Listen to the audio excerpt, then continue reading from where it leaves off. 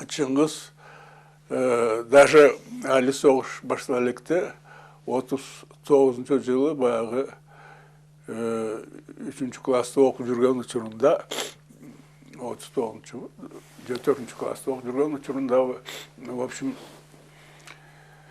ошол кезде Советтер Союзунда bir белгилүү чегарачы пограничник Карацупа деген болгон экен да, тиги Европада, то есть тиги Белоруссиянын чегарасында ошол жерде баягы чегарачы болуп, жакшы ушундай советтер биздин Ну, создавали такой образ, да? Типа Матросова. Атайын создавали такой образ. Чын эле ошо чегарачы болуп, ушу абдан ушу немети ошол жөнүнөн гезиттерге да көп макалалар чыккан. Радио боюнча дагы жакшы. Ал кезде, конечно, тиги телевизор болгон эмес. Ошонун бардыгын угуп, окуп, Чыңгызда bir күнү ошо 3-4 класста окуп жүрүп, өзүнүн bir рассказын, чыгармасын жазган. Пограничник жөнүнөн. Бирок эми ал баягы Карацупанын өзүн бай переписывать эткен жок. Ал өзүнүн ойлоп, өзүнүн кандайдыр бир башкача бир көз карашы менен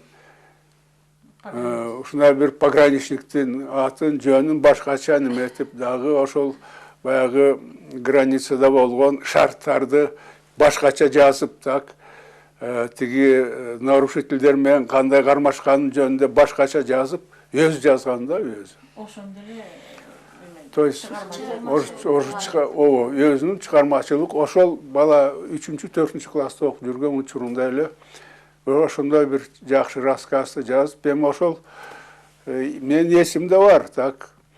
И мектепте окуп беришкен ошо Чыңгыздын ошол чыгармасын. Чыгарма. Тиги Карацупа жөнүнөн жазган албетте шарттарда эмес, өзүнүн шарттарын жазган бул, так. А Карацупа эми, конечно, мындай өзүнчө бир образ болгондо ошонун неметип өзү ойлоп, ошо повтор кылбай эле өзүнүн ойлоп чыгып, так өзүнүн немеси көз караштары менен жазган да. Ошол кезде эле мына демек биринчи чыгармасы ошол экен. Ошо биринчи чыгармасы ошол чегарачы. Вот.